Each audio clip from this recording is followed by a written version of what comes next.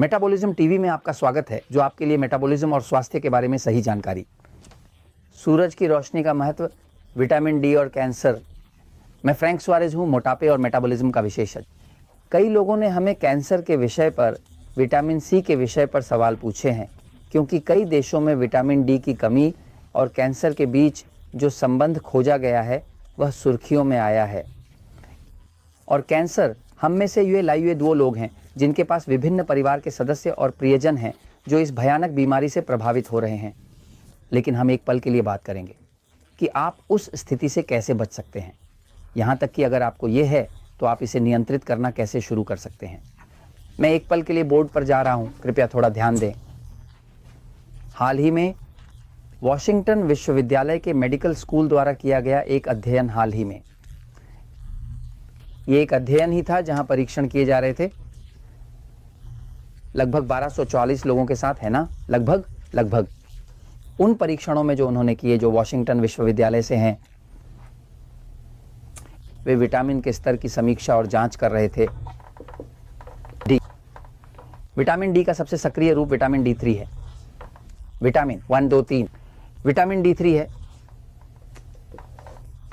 पूरी तरह से शरीर महत्वपूर्ण। अब पिछले एपिसोड में हम इस बारे में बात कर रहे थे कि खून में कितना होना चाहिए ताकि इसे माना जाए कि शरीर में है।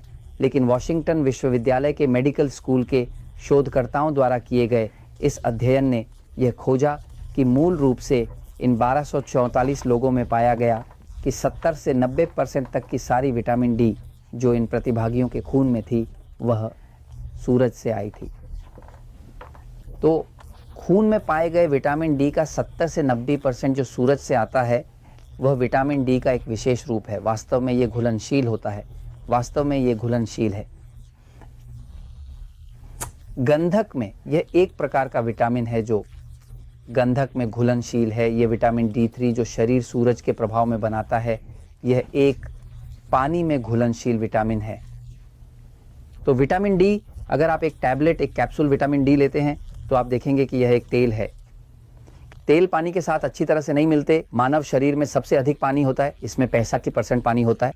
तो यह पता चला कि विटामिन डी जो सूरज द्वारा उत्पन्न होता है, जब सूरज, चलो यहाँ सूरज रखते हैं, जब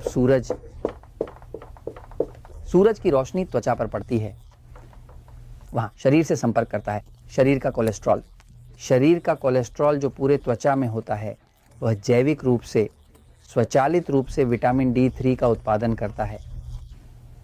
लेकिन सभी अन्य विटामिन D3 से अलग प्रकार का विटामिन D3 है, क्योंकि यह पानी में घुलनशील विटामिन D3 है। चूंकि खून शरीर के सभी हिस्सों तक पहुंचता है और खून मुख्य रूप से पानी है, क्योंकि यह 24% पानी है, तो शरीर के लिए सबसे उपयोगी विटामिन डी वह नहीं है जो आप लेते हैं, न ही वह जो आप मछली और अन्य चीज़ों में खाते हैं, बल्कि वह है जो सूरज उत्पन्न करता है। वह विटामिन डी जो सूरज द्वारा उत्पन्न होता है, विटामिन D3 का उत्पादन करता है, जो सक्रिय रूप है और पानी में घुलनशील है। इसलिए चूंकि यह पानी में घुलनशील है, यह पूरे रक्त प्रवाह में चलता है और शरीर के हर हिस्से तक पहुंचता है। ये ज़रूरी नहीं है कि जो आप लेते हैं वही भी ऐसा ही हो। तो उदाहरण के लिए ये देखा गया है कि उन देशों में जहां लोग अधिक धूप लेते हैं, कैंसर कम होते हैं। ठीक है, ये भी देखा गया है कि उन देशों में जहां लोग अधिक धूप भी लेते हैं, बाहरी, यानी कि वे पहले ही उस बिंदु से गुजर चुके हैं, क्योंकि सूरज में बैठने का बिंदु वह है जहां आप सूरज लेते हैं ताकि सूरज प्रवेश करे, कोलेस्ट्रॉल को सक्रिय करे और पानी में घुलनशील विटामिन D3 बनाए। ये वही है जो आपके शरीर को चाहिए और ये आपको कैंसर से बचाता है। यह सिद्ध है कि जितना कम विटामिन डी का स्तर होता है, शरीर में कैंसर का स्तर उतना ही अधिक होता है। ये पहले से ही साबित हो चुका है। वास्तव में ताकि ये न हो सके, सूरज की अधिकता आपको जलन पैदा कर सकती है जो कैंसर में बदल जाती है, कमी भी उतनी ही बुरी। तो जो किया जाता है वह यह है कि व्यक्ति सूरज में बैठता है जब तक कि उसकी त्वचा थोड़ी गुलाबी ना हो जाए। जब त्वचा गुलाबी हो जाती है तो ये खत्म करने का समय है, इससे ऊपर मत जाओ, क्योंकि तब ये विकिरण के कारण नुकसान पहुंचाने लगता है। ठीक है, तो मूल रूप से जब तक आपकी त्वचा थोड़ी गुलाबी ना हो जाए तब तक पर्याप्त धूप लें, तब आपके पास पर्याप्त धूप है।